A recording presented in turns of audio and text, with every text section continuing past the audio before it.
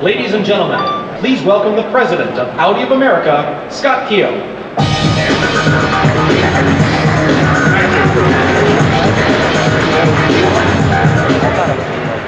Thank you very much. Before I begin, I'd really like to extend a special welcome to our colleagues from Audi AG and of course the Volkswagen Group. So thank you very much for coming all this way. Now, let me say, perhaps more importantly, there's never been a more exciting time to representing Audi. In many ways, because of these numbers. And I suppose many of you are wondering, what exactly do they mean? By now you've probably guessed clearly, this isn't the debt clock. This is what we call the Audi TDI clean diesel clock.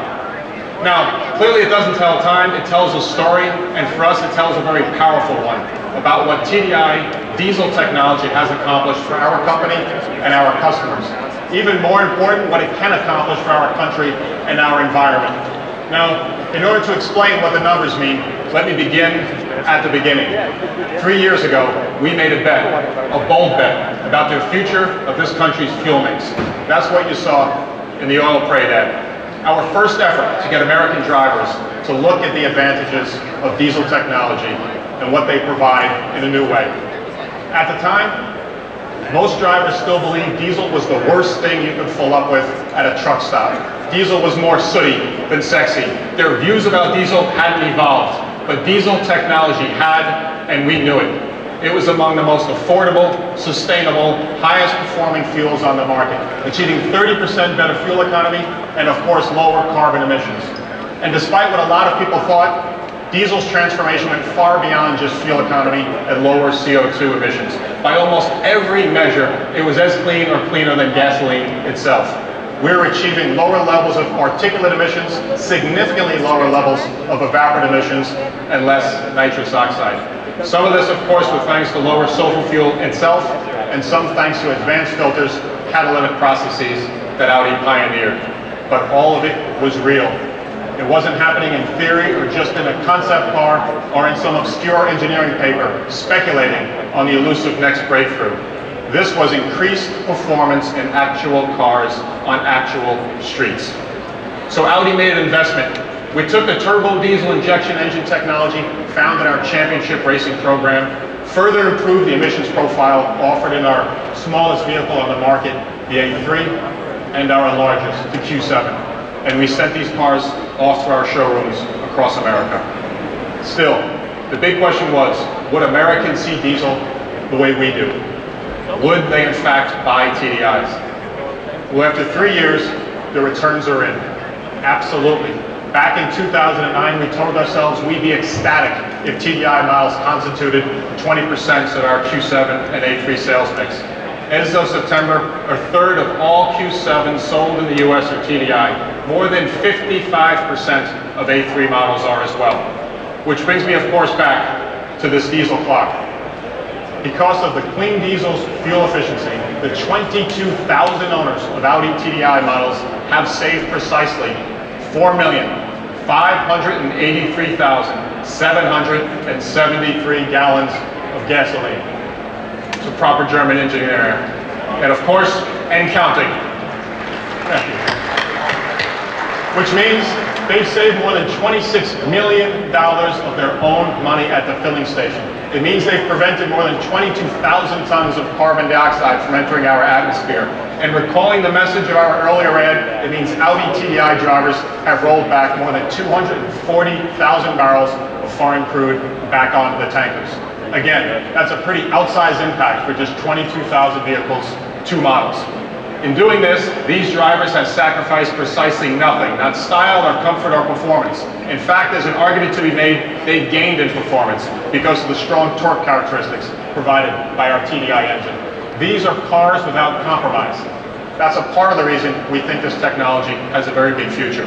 And that's why today, Audi is opening up what we think will be a new chapter for clean diesel. Today, I am proud to announce we are officially adding an A8, an A7, an A6, and a Q5 to our TDI offerings here in the United States. These models, as well as the 2013 Q7 TDI, are being introduced with an all-new engine. To luxury car buyers who've been pleading with us for more TDI offerings, here you have it. It's fitting, of course, that we're making this announcement in California, where people love two things, the great outdoors and great driving, because clean diesel dramatically improves both the quality of the air and performance on the road. And that's why Californians are embracing it. In the last 12 months, more than 1/3 of all of our A3 TDIs sold in the US were sold here in California.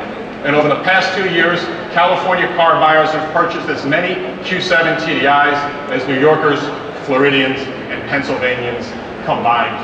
When you look at the numbers on this clock, which we've achieved with just 2 TDI models, think what 4 more miles will do. At the very least, this thing is going to have to move a lot faster. Especially since this isn't the same TDI technology we saw even 3 years ago.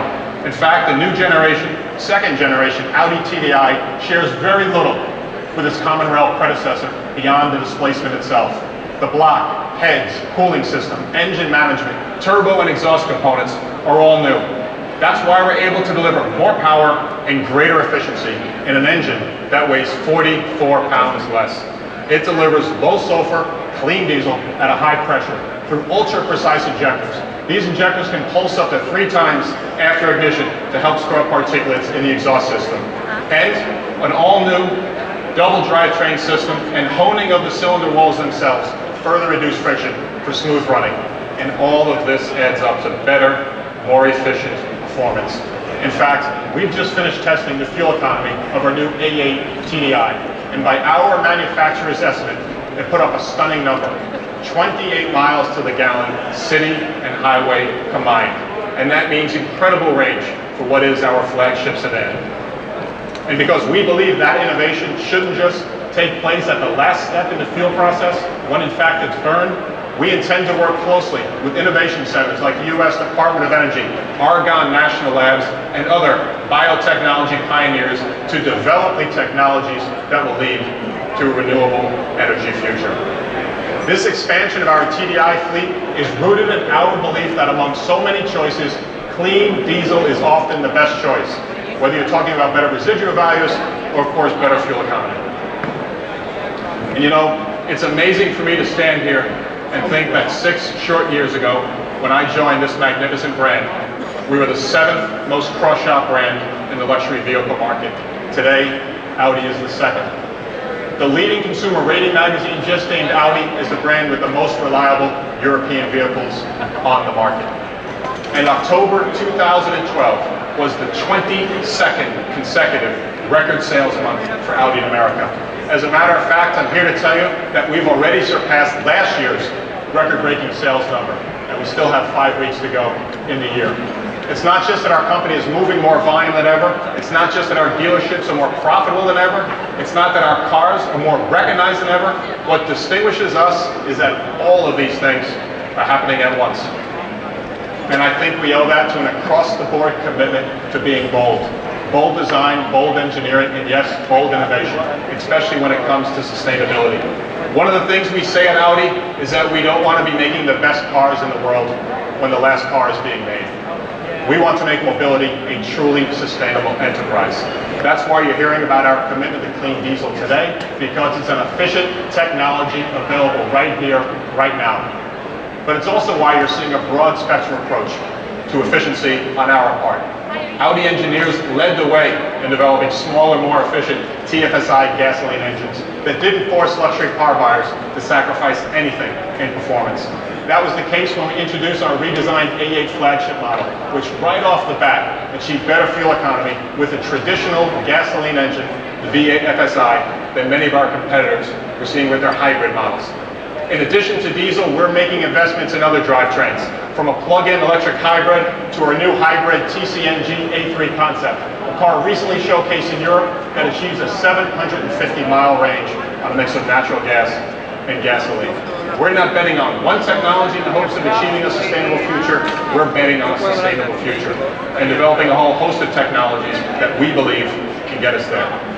The best part of all, we just started to tap the potential that diesel technology can offer. The engineers in our cars today will be able to work seamlessly with advanced fuels derived from bioengineering, something that's moving from science fiction to science fact as we speak. And when it does, we'll be talking about a renewable, cleaner, alternative source of energy that further improves America's energy independence. That's why we believe the efficiency gains that diesel offers today aren't a ceiling, they're a floor. We believe diesel can be even cleaner, even more powerful, even more efficient in the days ahead. Clean diesel is clearly a fuel that makes good business sense for car companies, makes good consumer sense for drivers, not to mention common sense for all those focused on our energy future. So here's Audi's position, or our challenge to policymakers at the state and federal level. Let's level this playing field, or in our case, the road. And let's see just how dramatically clean diesel can lower America's fuel consumption and carbon emissions.